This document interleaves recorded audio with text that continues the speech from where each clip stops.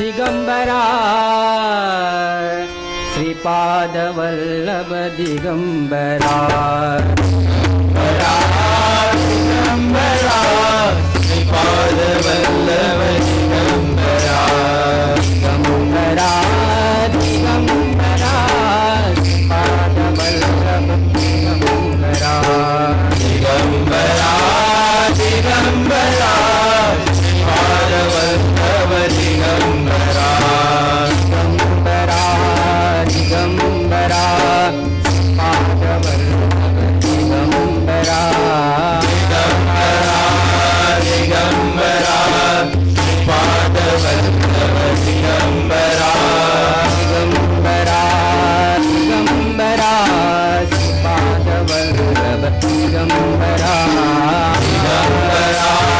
दिगंबरा श्रीपाद वल्लभ दिगंबरा दिगंबरा दिगंबरा श्रीपाद वल्लभ दिगंबरा दिगंबरा दिगंबरा श्रीपाद वल्लभ दिगंबरा दिगंबरा दिगंबरा श्रीपाद वल्लभ दिगंबरा दिगंबरा दिगंबरा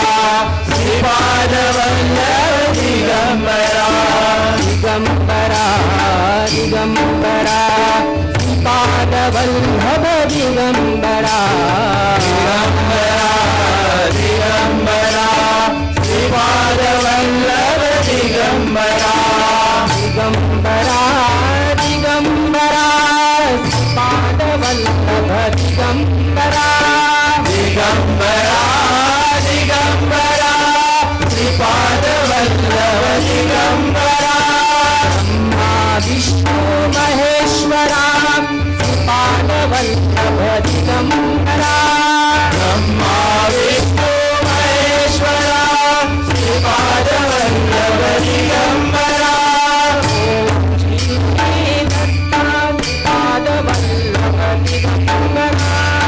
ओम श्री दत्ता श्रीपाद वल्लभ दिगंबरा दिगंबरा दिगंबरा श्रीपाद वल्लभ दिगंबरा दिगंबरा श्रीपाद वल्लभ दिगंबरा दिगंबरा दिगंबरा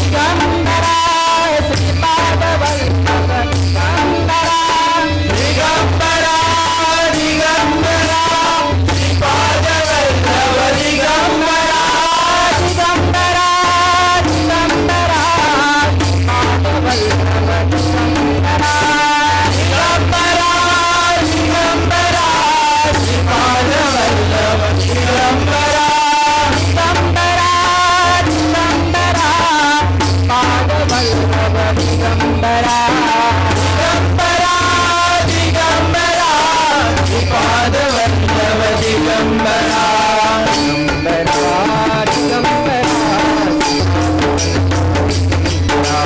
दिगंबरा दिगंबरा श्रीपाद वल्लभ दिगंबरा श्रीपाद वल्लभ दिगंबरा ब्रह्मा विष्णु महेश्वरा श्रीपाद वल्लभ दिगंबरा दिगंबरा श्रीपाद वल्लभ दिगंबरा दिगंबरा श्रीपाद वल्लभ दिगंबरा ब्रह्मा विष्णु महेश्वरा श्रीपाद वल्लभ दिगंबरा ब्रह्मा विष्णु महेश्वरा श्रीपाद वल्लभ दिगंबरा दिगंबरा दिगंबरा श्रीपाद वल्लभ दिगंबरा दिगंबरा श्रीपाद वल्लभ दिगंबरा दिगंबरा दिगंबरा श्रीपाद वल्लभ दिगंबरा दिगंबरा दिगंबरा श्रीपाद वल्लभ दिगंबरा दिगंबरा दिगंबरा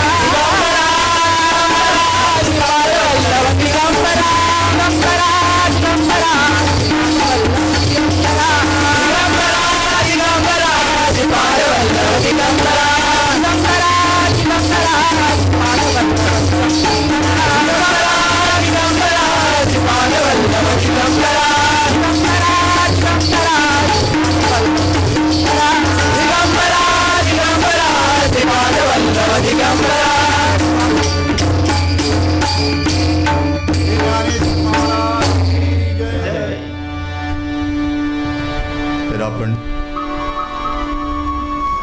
भगवद्गीतेतील 12वा अध्याय भक्तियोग. ज्ञानेश्वर माऊली म्हणतात, जय जय हो शुद्धे उधारे प्रसिद्धे अनवरत आनंदे वर्षतीये विषय व्याळे मिठी दिधले अनुठी ताटी ते तुझिये गुरुकृपा दृष्टी निर्विष होय. ज्ञानेश्वर माऊली म्हणतात, हे गुरुकृपादृष्टी माते, तू शुद्ध आहेस, तू उदार म्हणून प्रसिद्ध आहेस आणि विश्वावर अखंड आनंदाची वृष्टी करणारी आहेस. तुझा जय जयकार असो. कुणाला? गुरुला. माता म्हटले तिला, गुरु माता आहेस.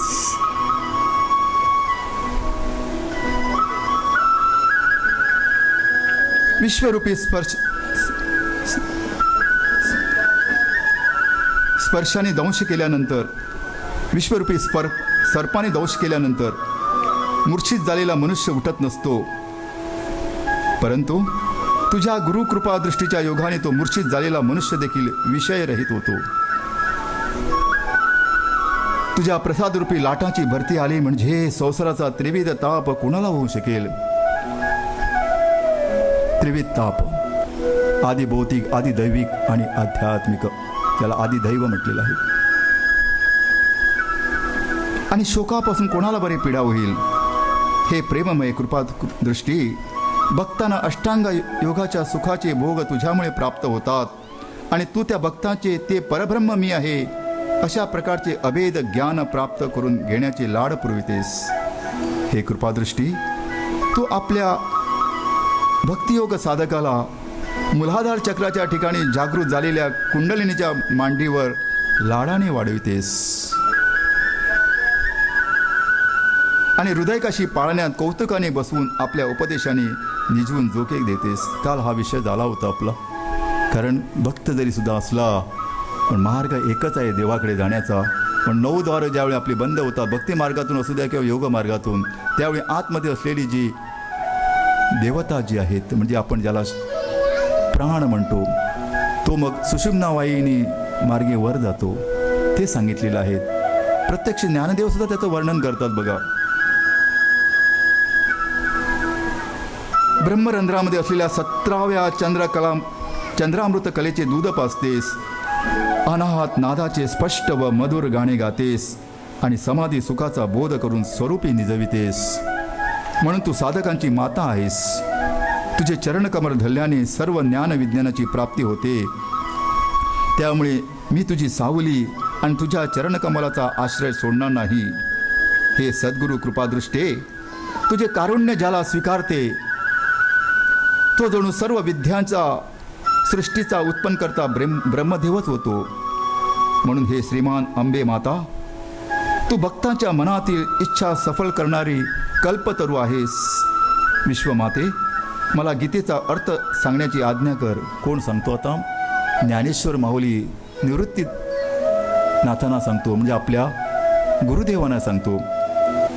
तर याप्रमाणे आता ज्ञानेश्वर माऊली प्रत्येक श्लोकामध्ये आपल्याला काय काय सांगतात ते आपण ऐकू. त्याचबरोबर श्लोक प्रत्यक्ष जो आहे तो भगवंतांनी सांगितलेला आहे, पण त्या श्लोकाचं चांगल्या मराठी ओवीमध्ये भाषांतर करून स्पष्टपणे ज्ञानेश्वर माऊलीने आम्हाला समजावण्याचा प्रयत्न केला आहे, ते आपण ऐकूया.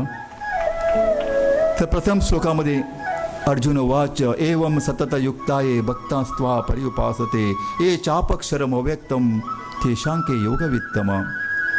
तर अर्जुन म्हणाला, देवा, याप्रमाणे एकनिष्ठ भावाने जे तुझ्या सगुण रूपाची उपासना करतात ते आणि जे अव्यक्त अशा निर्गुण ब्रह्माची उपासना करतात त्यापैकी श्रेष्ठ कर्मयोगी कोण आहे? प्रश्न विचारला आहे. त्यानंतर अर्जुनाचं आता आपण उत्तर ऐकूया. श्री भगवान वाच मय्यावेशो मनो एमा नित्ययुक्ता उपासते श्रद्धया पर्योपेतास ते मे युक्त तमामतः.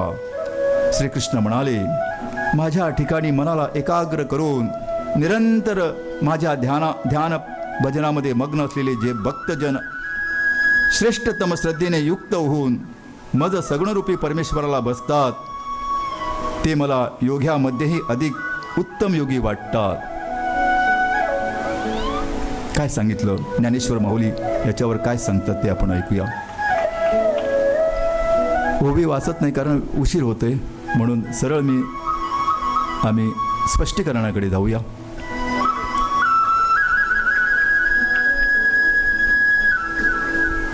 ज्ञानेश्वर माऊली म्हणतात, असे पहा की अस्ताचलाच्या कंठाजवळ माथ्याच्या थोड्याशा खालच्या बाजूस सूर्याने प्रवेश केल्यानंतर त्या सूर्यबिंबाच्या पाठोपाठ त्याची किरणे जशी जातात, ज्यावेळी सूर्य मावळतो ना, ज्याला आपण क्षितिज म्हणतो बघा, क्षितिजाकडे पोचल्यानंतर सूर्य मावळला जातो, पण त्याची काहीशी किरणं वर राहतात, पण हळूवारपणे ती सुद्धा कालांतराने म्हणजे थोड्या वेळाने ती सुद्धा त्याच्याबरोबर जात असतात.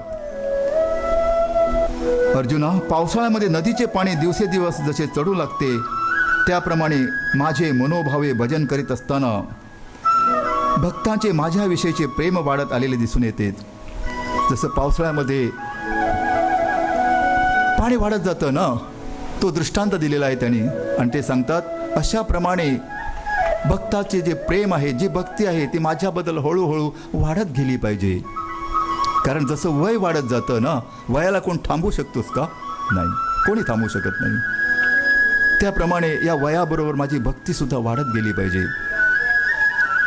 ज्याप्रमाणे गंगा नदी सागरास प्राप्त झाल्यानंतरही तिच्या मागील पाण्याचा अनिवार्य लोट सतत येत राहतो, त्याप्रमाणे ज्या भक्ताच्या हृदयातील प्रेमभाव माझ्या ठिकाणी असून पुन्हा पुन्हा प्रेमाचा प्रकाश अधिकाधिक वाढत जातो, तसेच सर्व इंद्रियासहित चित्त माझ्या ठिकाणी स्थिर करून रात्रंदिवस न म्हणता, काळाचे भान न राहता जे भक्त अखंडपणे माझी उपासना करतात, अशा प्रकारचे जे भक्त आहेत ते स्वतःलाही मला अर्पण करतात, त्यांनाच मी उच्च प्रतीचे योगयुक्त मानतो.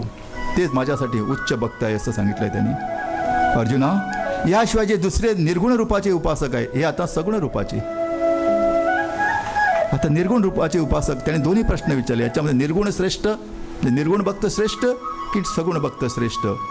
तर सगुण भक्ताविषयी त्यांनी सांगितलं. आता निर्गुण भक्ताविषयी ते सांगतात,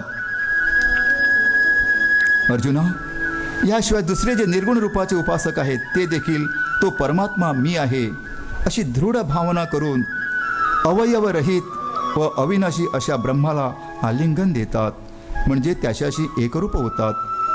ज्या ब्रह्माच्या ठिकाणी मनाचे छोटेसे नख देखील प्रवेश करू शकत नाही, जेथे बुद्धीची दृष्टी देखील प्रवेश करू शकत नाही, ते इंद्रियासारख्या स्थूल साधनांना कसे बरे समजेल?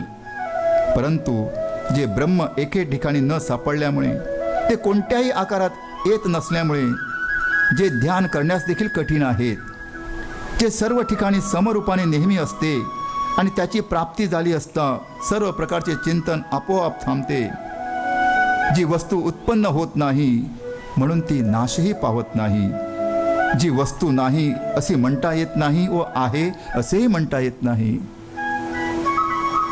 असे ते परमतत्व सर्व प्रकारच्या भावभावनेच्या पलीकडचे आहेत, म्हणून त्याच्या प्राप्तीसाठी कोणतेही साधन जन्माला येत नाही. ध्यानामध्ये ठेवा, चांगल्या प्रकारचं तत्वज्ञान आहे. जे निर्विकार असल्यामुळे आपल्या स्वरूपापासून कधी चलित होत नाही, जे अतिव्यापक असल्यामुळे कधी हलत नाही, जे पूर्ण रूपाने असल्यामुळे कधी संपत नाही, जे परिशुद्ध असल्यामुळे कधी मलिन होत नाही, ते परब्रह्म ज्याने आपल्या तपोबळाने आत्मसात केले आहे, वैराग्यरूपी मोठ्या अग्नीने विषयरूपी सैन्य जाळून ज्याने आपली होरपळून निघालेली इंद्रिये अतिशय कष्टाने आवरून धरलेली आहेत, त्यांनी विषयाकडे धावत जाणाऱ्या इंद्रियाच्या पुढे निग्रहाची ताटी उभारली व त्यांना अंतर्मुख केले व हृदयरूपी कपाटामध्ये कोंडून टाकलेत. अपान वायूच्या द्वाराला बळकट अशी वज्रासनाची मुद्रा लावली आणि मूळबंधाचे बुरुज उभे केले. जे बंद म्हणतात, मूलबंध. दुसरा कुठला? जालंधर बंद आणि उडियान बंद. म्हणून ज्ञानेश्वर माऊली या बंधाविषयी सुद्धा इथे सांगितलेले आहे. त्रिपुटी म्हटले त्याने, त्रिपुटी बंद, मूलबंध, जालंधर बंद आणि उडियान बंद. त्याला महाबंध असे म्हणतात. ज्यावेळी हे तीनही बंद लागतात त्यावेळी महाबंध. तर हा बंद लागणं म्हणजे काय होणं, तर हा भक्ताला जो तेच होतं आहे. ज्यावेळी गुद्धाद्वार बंद होतं, ज्यावेळी ती अवस्था प्राप्त होते, त्यावेळी गुद्धाद्वार आपण बंद होतं आहे, कंठाच्या ठिकाणी बंद होतं आणि बेंबी आतमध्ये जाते. ही भक्ती केल्यानंतर ज्यावेळी त्या भक्ती रसामध्ये ज्यावेळी चांगल्या अवस्थेमध्ये तो भक्त जातो आणि त्या ईश्वराच्या ठिकाणी एकरूप होण्याची त्याची अवस्था होते, त्यावेळी ही स्थिती त्या भक्ताची सुद्धा होते. तो योगरूपाने जायला पाहिजे असं नाही. योगरूपामध्ये त्याला शास्त्र पद्धतीने ते समजतं, त्याला तिथे शास्त्र समजत नाही, पण ही स्थिती होते ते सांगितलेलं आहे. अपान वायूच्या द्वाराला बळकट अशी वज्रासनाची मुद्रा लावली आणि मूळ बंधाचे बुरुज उभे केले. आशेचे संबंध तोडून टाकले, अधैर्याचे कडे पाडून टाकले व निद्रारूपी अंधकार नाहीसा केला. वज्रासन रूपी अग्नीच्या ज्वालांनी रक्त, मांस इत्यादी 7 धातूची होळी करून व्याधीचा नाश केला. सप्तधातू, आपल्या अन्नातून सप्तधातू होत असतात. रस, रक्त, मांस, मेद, अस्थि, मज्जा आणि वीर्य अशा सप्तधातू बनत असतात. आपण जे जेवण घेतो ना त्याच्यातून ही प्रक्रिया होते. ही कोणाला माहीत आहे? आम्हाला माहीत नाही.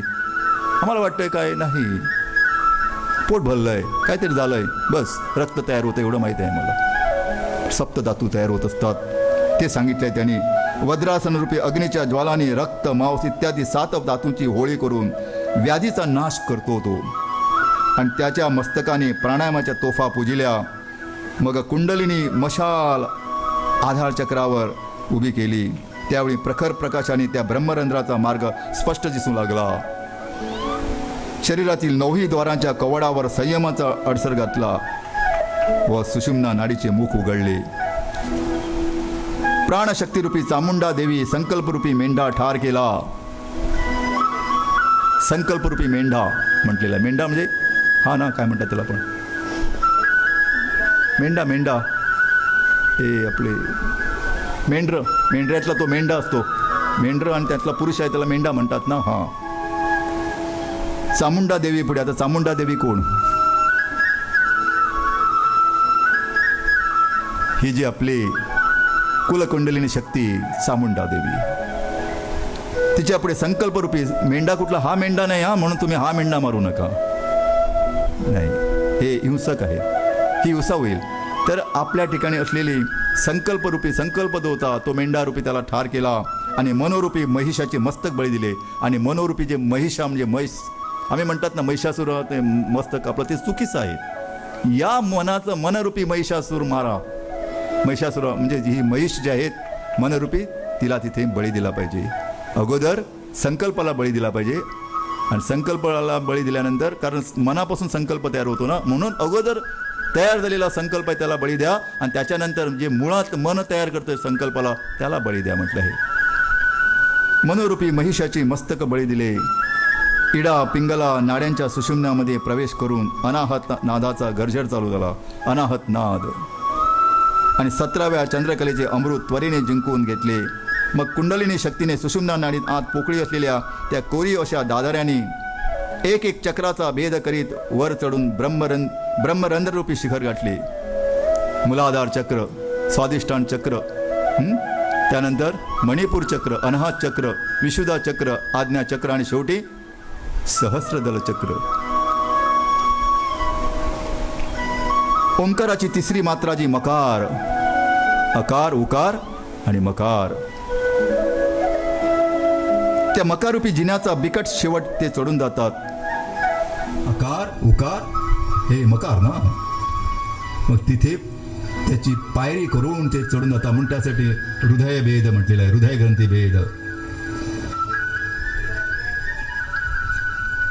याप्रमाणे ओंकाराची तिसरी मात्रा जी मकार, त्या मकारूपी जिन्याचा बिकट शेवट करून ते चढून जातात आणि गहन अशा मूर्धनी म्हणजे या ठिकाणी आकाशाला बगलेत मारून ब्रह्माशी एकरूप होतात. याप्रमाणे सर्व भूतमात्राविषयी समबुद्धी असलेले योगी तो परमात्मा मी आहे हा अनुभव देखील गिळून टाकण्याकरता अमर्याद अष्टांग योगरूपी किल्ले स्वाधीन करून घेतात. याप्रमाणे स्थूल देहापासून सूक्ष्म मनापर्यंत सर्व गोष्टी देऊन टाकून त्याच्या मोबदल्यात सर्व विशेष शून्य असा ब्रह्माचा अनुभव घेतात. अर्जुना, ते योगी मलाच प्राप्त होतात. भक्तीने जे प्राप्त होते त्याशिवाय योग मार्गाने अधिक काही प्राप्त होते असं नाही. तेच होतंय, भक्तीने जे होतं ते हे, पण हा मार्ग कठीण आहे. कुठला? योग मार्ग कठीण आहे त्यांनी सांगितलंय. उलट योग मार्गाने जाणाऱ्या साधकाला कष्ट मात्र अधिक पडतात. पण म्हणून त्यासाठी सांगितलं. आता याचा अर्थ असा आहे, ज्ञानेश्वर स्वयं योगी होते, तुकाराम महाराज योगी होते, म्हणून त्यांनी हे सर्व ज्ञान घेऊन नंतर ते भक्ती मार्गामध्ये आले. म्हणून भगवंताला सुद्धा सरळ त्यांनी भक्ती मार्ग सांगितला असताना अगोदरच्या अध्यायामध्ये त्यांनी कशाला सांगितलं योगा अध्ययन वगैरे करायला, ते करून करून त्याला त्यांनी चांगल्या प्रकारचं ज्ञान देत देत भक्ती मार्गामध्ये आणलेलं आहे. हे ध्यानामध्ये ठेवा. एकच भक्ती मार्ग ध्यानामध्ये ठेवू नका. थोडासा विषय होतोय पण एक आपल्याला उदाहरण देतो. आपल्या पायाच्या गुडघ्यामध्ये दुखणं आहेत ना, म्हणून आम्ही जमिनीवर बसू शकत नाही. आम्हाला काय पाहिजे? खुर्ची पाहिजे ना, खुर्ची पाहिजे ना बसण्यासाठी, किंवा सोफा पाहिजे. तर आता आम्ही काय करतो, तू सरळ खुर्चीवर बस म्हणून सांगतो. काही म्हणजे कोणाची चेष्टा करत नाही, ते मी वस्तुस्थिती सांगतो आपल्यासमोर. काही जण म्हणतात फक्त भक्ती योग श्रेष्ठ आहेत. आता भक्ती योग श्रेष्ठ कासाठी? कारण तो खुर्चीवर बसल्यानंतर समाधानी पावतो. पण ती खुर्ची तयार कुणीतरी केली आहे ना, मग तयार करत असताना त्याला कर्म करावं लागलं ना पूर्वी. ते कर्म चांगल्या कौशल्याने केल्यानंतर ते बसण्यासाठी योग्य अशी ते आसन म्हणजे खुर्ची तयार झाली ना. मग ते कर्म करावं लागतं ना, मग ते कर्म करण्याविषयी त्याला सांगावं लागतं ना. आणि हे जर त्याला समजलं तरच तो त्या खुर्चीवर चांगल्या प्रकारे बसू शकतो. आणि त्याला जर सांगितलं तर खुर्चीवर बस, कसं बसू? कारण त्याने काहीच केलेलं नाही, सहज म्हणून बसतो तिथे. मग काहीच न केलेल्या माणसाला जर आम्ही किती सांगण्याचा प्रयत्न केला तर त्याला ते कष्ट जर माहीत नाही, तर आपली जशी मुलं मोठी झाल्यानंतर त्यांना कष्ट माहीत नाही, त्यांना आपल्या वडिलांकडून काही पैसे भेटले, हे भेटले, ते भेटले, मग त्यांना त्याची पर्वा असत नाही, चिंता असत नाही, किंवा त्याची ती मर्यादाही त्यांना माहीत नसतात. हातामध्ये मोटरसायकल भेटली, वडिलांनी घेऊन दिली 1.5 लाखाची, 2 लाखाची, 2.5 लाखाची मोटरसायकल घेऊन जातो, कुठेतरी ऍक्सिडेंट करतो आणि मोटरसायकल खराब करून त्याला काय वाटत नाही. पैसे कोणी खर्च केले? वडिलांनी केले. तर त्याप्रमाणे आयती खुर्ची दिली, बसायला काय हरकत आहे? समाधान वाटलं. पण तसं नाही हो. पण त्यासाठी ही जाणीव होणं, म्हणून त्यासाठी भगवंतांनी एक एक योग सांगत सांगत इथपर्यंत आणलेला आहे. हे सांगण्याचं तात्पर्य होतं. ज्या योगी पुरुषांनी सर्व प्राणी मात्राचे हित म्हणजे सुखाचे साधन असलेल्या निर्गुण, निराकार, निराधार परब्रह्माच्या ठिकाणी सगुण भक्तीचे सहाय्य न घेता आसक्ती धरलेले आहेत, त्यांच्या योग मार्गामध्ये आता हे सांगितलंय अत्यंत महत्वाचं आहे. सगुणाची उपासना न करता निर्गुणाची उपासना करणारे जे आहेत त्यांच्यासाठी किती विघ्न येतात ते सांगतात ते. म्हणून भगवंत त्यासाठी सांगतो की सगुणाची उपासना माझ्यामध्ये एक रूप होईल. कारण मी सगुण आहे, मीच निर्गुण आहे.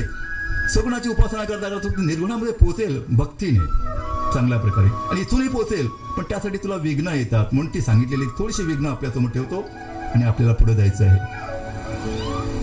ज्या योग मार्गामध्ये इंद्राधिकाची पदे वाटमारेपणा करतात, इंद्र म्हणजे देव वगैरे आहे, ते वाटमारेपणा आपण ऐकलंय कितीतरी आपल्या ग्रंथामध्ये वगैरे, इंद्र वगैरे कितीतरी विघ्न आणतो वगैरे ऐकले आहेत ना. वाटमारे करतात आणि वृद्धी सिद्धीपासून निर्माण होणारी सुखदुःखाची द्वंद्वे त्या योगी पुरुषाच्या ब्रह्मप्राप्तीच्या आड येतात. त्याला अनेक प्रलोभनं येतात समोर. म्हणून आपल्या साधकांना तो सांगतो, अनेक प्रलोभनं तुमच्या समोर येतात, त्यांना घाबरू नका, पुढे चला, मार्गक्रमण करत पुढे चला. कारण ही प्रलोभन आणि प्रभाव असणार, कारण हा प्रकृतीचा नियम आहे. प्रकृतीच्या नियमाप्रमाणे प्रलोभन आणि प्रभाव आहेतच. कामक्रोधाचे उपद्रव अनेक प्रकारे उठाव करतात आणि निराकार अशा परब्रह्माबरोबर साकार शरीराला झुंजावे लागते, म्हणून झुंज द्यावी लागते तिथे. या योग मार्गात तहान लागली तरी आसन सोडून पाणी पिता येत नाही. मग तहानेने तहान प्यावी अशी अवस्था निर्माण होते. भूक लागली तरी उठता येत नाही, मग भूक लागल्याने भूकच खावी. आणि हाताच्या वावेने हो रात्र वारा मोजीत बसावा, पण तो वारा नाकावाटे आत घेता येत नाही. अशी अनेक प्रकारची विघ्ने येतात. पण जो खरा योगी आहे या सर्व विघ्नावर मात करून पुढे जात असतो आणि तोच खरा भक्त बनतो. कारण त्याला सुद्धा हे ज्ञान माहीत असायला पाहिजे ना. म्हणून त्यासाठी याच्यामध्ये आपल्या हे जे 4 ज्या आपल्याला सांगितलेले ज्या अवस्था ज्या आहेत, म्हणजे आश्रम जे आहेत, ब्रह्मचर्य आश्रम, गृहस्थाश्रम, वानप्रस्थाश्रम, संन्याश्रम, त्याच्यामध्ये धन्य धन्य तो गृहस्थाश्रम म्हटलेला आहे. कारण आपण सर्व उपभोग घेऊन तिथं जायचं आहे. मग आपल्याला कुठली आशा वगैरे काही राहत नाही. पण आसक्त बनून हे करतो, म्हणून त्यासाठी आमच्या पदरी दुःख येतं. एकदा भोगलेलं परत परत भोगावं असं वाटतं, पण नाही हो, माझं जसं वय वाढत जातं त्याप्रमाणे मला सुद्धा तिथे मर्यादा आखल्या पाहिजेत. म्हणून त्यासाठी वयाच्या मर्यादेप्रमाणे आपले आश्रमही ठरलेले आहेत. ब्रह्मचर्य आश्रम, गृहस्थाश्रम, वानप्रस्थाश्रम आणि संन्याश्रम. म्हणून त्यासाठी आपलं शरीर सुद्धा दुबळं बनतंय, कारण आपल्या ठिकाणी असलेल्या सप्त धातूपैकी तयार होणारी शेवटची धातू वीर्य ज्याला म्हणतात, ते ज्याप्रमाणे आपल्यामध्ये चांगल्या प्रकारे असेल त्यावेळी त्या माणसाला साधा सुद्धा रोग स्पर्श करू शकत नाही. पण हे कुणाला माहिती आहे का? म्हणून त्यासाठी गुरुकुलामध्ये जाणारे जे होते त्यांना हे समजावून सांगत होते पूर्वी. आता गुरुकुल कुठं आहे? आता सर्व शाळा, विद्यालय ठीक आहे, आपलं पोट भरण्यासाठी त्या ठिकाणी चला, पण अशा प्रकारचे जे काय ज्ञान भेटतं ते खरं गुरुकुलातलं ज्ञान आहे. म्हणून ज्ञानेश्वर माऊलीने आम्हाला हे देण्याचा प्रयत्न केलेला आहे. मी पुढे जाण्याचा प्रयत्न करतो. वेळेप्रमाणे आमची वेळ संपत आलेली आहे. काल पण मी अशीच वेळ मागून घेतली होती आपल्याकडे. आता 9:15 वाजले, आमची वेळ आहे 9ची. ती मर्यादा मी उल्लंघन करू शकत नाही, पण आपण जर मला वेळ देत असेल तर थोडंसं पुढे जाण्याचा आम्ही प्रयत्न करू. आम्ही वेळ घेऊया, तर मला दोन्ही हात वर करून मान्यता द्या. ठीक आहे, आपलं देव बरं करू. जास्त आणखी वेळ घेत नाही, पण थोडंसं पुढे जाण्याचा प्रयत्न करूया.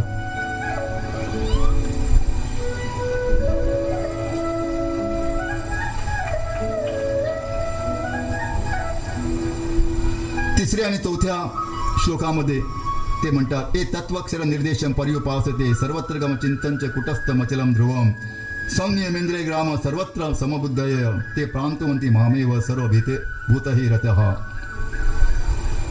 काय म्हणतात भगवंत? आणि जे पुरुष इंद्रियाच्या सर्व समुदायाला उत्तम प्रकारे वश करून मनबुद्धीच्या पलीकडचे सर्वव्यापी अकथनीय स्वरूप आणि सदैव समरस असणारे, एकरस असणारे, नित्य निश्चल निराकार अशा अविनाशी सच्चिदानंद घन ब्रह्माशी सदैव ऐक्य भावाने ध्यान करीत उपासना करतात, ते सर्व भूतांच्या हितामध्ये रत असलेले आणि सर्व विश्वाच्या ठिकाणी साम्यबुद्धी ठेवणारे योगी मलाच प्राप्त होतात. 5व्या श्लोकामध्ये ते सांगतात, क्लेशो अधिरक्त तेषाम अव्यक्ता सक्तचेतसाम अव्यक्ताही गतिर्दुःखम देहबंदिर व्यापते. अव्यक्त तत्वामध्ये ज्याचे चित्त निमग्न झाले आहेत त्यांना व्यक्त उपासकापेक्षा अधिक कष्ट असतात, कारण देहधारी मानवाला अव्यक्त ब्रह्माची प्राप्ती मोठ्या कष्टाने प्राप्त होते. आता जे सांगितलं ते मगाशी 6व्या श्लोकामध्ये ते म्हणतात, ए तू सर्वाणी कर्माणी मयी संन्यस्य मत्परा अनन्य नैवे योगेन मा उपासते मा ध्यायंत उपासते. जे माझ्या परायण झालेले भक्त सर्व कर्मे मला अर्पण करून मद सगुणरूप परमेश्वराचे अनन्य ध्यान करीत उपासना करतात. माझ्या ठिकाणी अनन्यपणा ठेवणं गरजेचं आहे, आणि हा अनन्यपणा येण्यासाठीच आपल्याला अशा प्रकारचं श्रवण करणं, अशा प्रकारचं कर्म करणं गरजेचं आहे.